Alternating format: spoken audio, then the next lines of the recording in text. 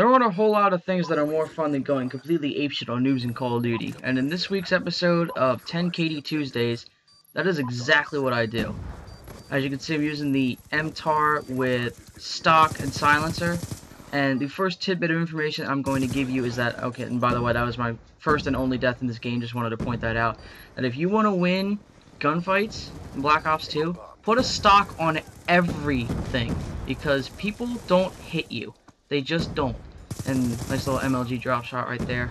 And I understand that Nuketown, it can be crazy and it's very easy to kill people, but you have to know what you're doing. You have to also play the objective at the same time, because if you're gonna slay, it's really, really hard to do it without planning or picking up a bomb at least once. And I must say, these guys were completely clueless as to their surroundings, because, man, these guys just had no idea what was going on. We just went, everybody on my team did extremely well, and obviously I had a little bit better of a game than everybody else did. But anyway, a little bit of advice to you when you're playing Nuketown is that when you spawn the bus side, the house with the bus closer to it, all you want to do is, when you're running out from the spawn, check the hole in the truck, at the doorway in the truck. You see nobody, you gotta look immediately over that bomb. And if you get right behind the bomb, kill anybody that's coming up, and then you get up against the truck, people that are on the left side of you, where the, like, you see where I am right now, shooting the lodestar, the car head glitch spot that's to the left in the circle, in the cul-de-sac area, that spot they won't be able to get you from if you're up against the truck. So, like where the red house was on Black Ops 1, right? Not that one, but yeah, that one. That one that I was just looking at. So, if you want to play from that side, that's why I had to, oh my god, I almost got killed twice here. That was, see, this is what I'm talking about. That guy had the easy snipe on me, and that other guy completely caught me off guard, and I still managed to somehow kill them, because these guys were not only bad, but I was on my A game today. Obviously, you see me calling in the doggies. We gotta get B somehow, and even when you're playing against crappy people, it can be really hard to get B just because of how close they spawn. And as you can see, the dogs are just doing absolute work. Little quad feed right there, 5-man feed, and a 5-man feed with dogs is enough to make somebody quit. And oh, let me mention that to you that we were playing a 4-man team, so even though they were all crappy, they at least were communicating with each other. I hope, anyway. I would think so. I mean, I wouldn't sit there with a 4-man team in silence, especially if I'm playing Nuketown 2025 and playing Demolition. The last thing you want to do is be silent. And that's another good thing you want to do when you're playing with teams, is that you got to communicate with each other.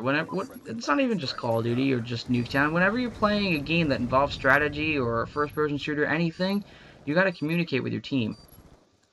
And another very helpful tip that I can give you from Nuketown is that in instances like this where you've got the bomb planted, looks like we're all over them, that when you saw earlier, I like backed up and I like looked behind me, because if you look at the spawn points that are in the middle of the cul-de-sac area, like there's one right where I'm standing right now, there's one behind me up against the fence, and there's 2 or 3 more on the side where this guy is in the final kill cam, up near the other head glitch area. There's one right next to it, there's one in a little crevice, or like in a little like right, I'll put a little mark on it, the screen right here, I guess, right where it is.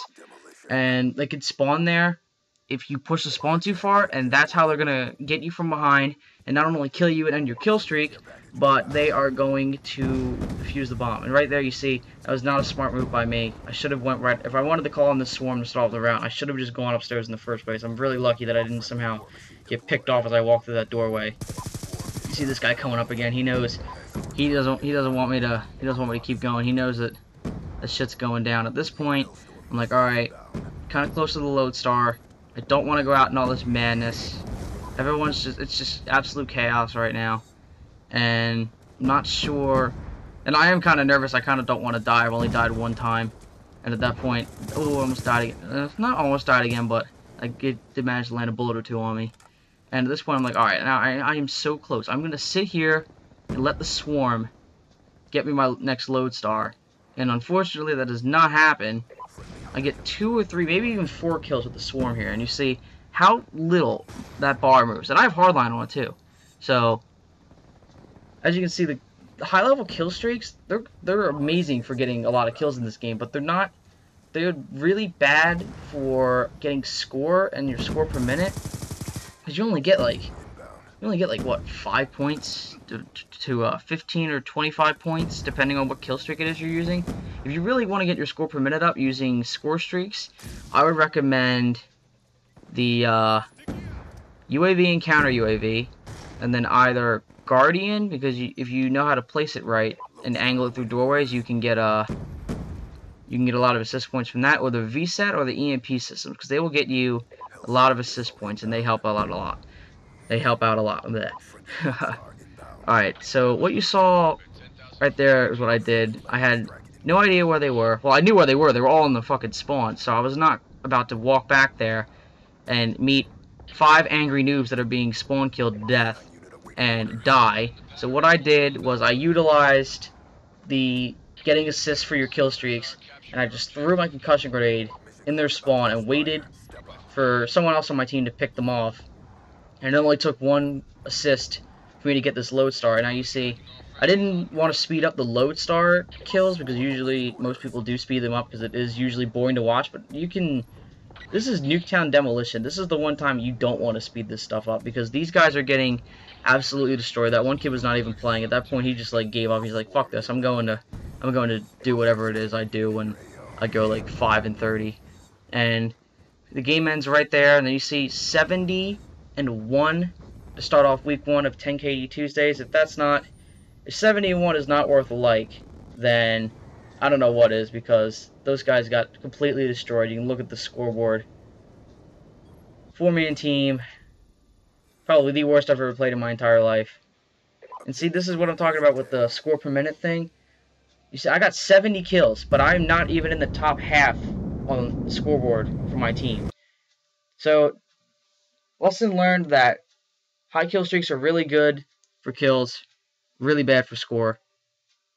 And I'm thinking next week I will probably, or as the weeks progress, I will try with different weapons, probably with odd attachments on them. Maybe I'll do a knife only one, or a tomahawk only one, sniper only one, whatever.